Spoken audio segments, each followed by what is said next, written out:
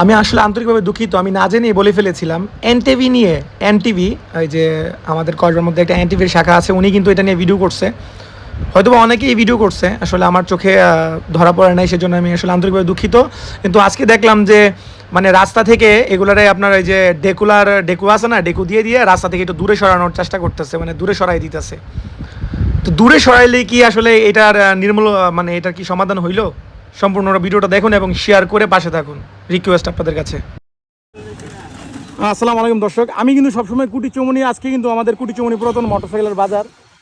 অবশ্য আমার বাড়ি শাহপুর হওয়াতে কিন্তু আমরা আসলে এই রুট দেওয়া অনেক সময় আসা যাওয়া করি। ভাই একটা জিনিস আপনাদেরকে বলি, ভাই আমরা পৌরসভার মানুষ, ঠিক আছে? এই অবস্থা দেখেন, এই যে দেখছেন অবস্থা যে এখনো ফেলতেছে। অবশ্য এটা আমাদের উপরে মহলে ভাই, এখানে যে ফেলতেছেন ভাই, এখানে কার পারমিশন ভাই এটা এখানে ফালার? পৌরসভা থেকে বলা আছে।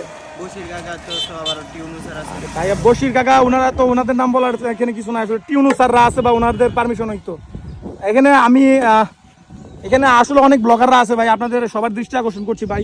সামনে এখানে গরু বাজার, আমাদের এখানে চৌমনি কিন্তু এখানে গরু বাজার, সামনে কুরবানি ঈদ আসতেছে, ঠিক আছে? এখানে কিন্তু অনেক মানুষ আসবে, আমাদের বাজারটা কিন্তু বিশাল বড় গরু বাজার, ঠিক আছে? এই যে অবস্থা দেখেন ভাই, দেখছেন এই যে অবস্থাগুলো, এইগুলা নিয়ে আমাদের যারা ব্লগার আছে বা মিডিয়ার মাধ্যম আছে, আপনাদের কাছে রিকোয়েস্ট থাকবে, এবং উপর মহলে যারা আছেন সবার কাছে রিকোয়েস্ট থাকবে, এবং যারা আমাদের সাধারণ মানুষ আছেন ভিডিওটা শেয়ার করে দিবেন, সবাইকে দেখার সুযোগ করে দিবেন। দেখেন অবস্থা একেবারে এন পর্যন্ত না ভাই, একেবারে ওই মাথা পর্যন্ত কিন্তু ভাই এই নোংরা আসলে ফেলতে ফেলতে ভাই একেবারে চৌমন্ডির ভিতরে যাইতে থাকে ভাই, এমন একটা অবস্থা।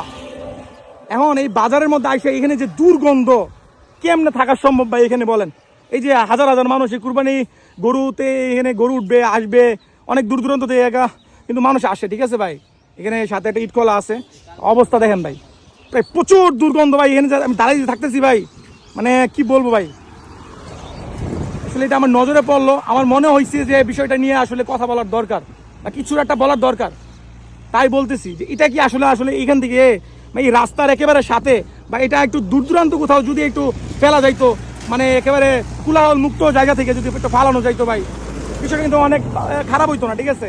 একেবারে মেইন রোড, সামনে সাথে গরু বাজার, চৌমনি, আর এই এখানে হচ্ছে এই জিনিসগুলো ফালাইতেছে। এই দেন রাস্তা, এই মেইন রোড রাস্তা দেখছেন, রাস্তার সাথে এই জিনিসগুলো ফালানো হইতেছে। এটা নাকি উপরে মহল থেকে নির্দেশ, অবশ্যই উপরে কর্তৃপক্ষ তারা আছে, অবশ্যই জানে, কারণ এই হাইওয়ে রোডটা তো ভাই এটা তো আমাদের চৌমনি থেকে কসবা যাওয়ার যে মেইন রাস্তা, এটাই তো মেইন রাস্তা ভাই। এই যে চৌমনি বড় ব্রিজ, ওই সামনে কিন্তু পৌরসভা শেষ, পৌরসভাটা মানে শেষ করে আইসেই এখানে দ্রুমকে মাল ফালাই দাও।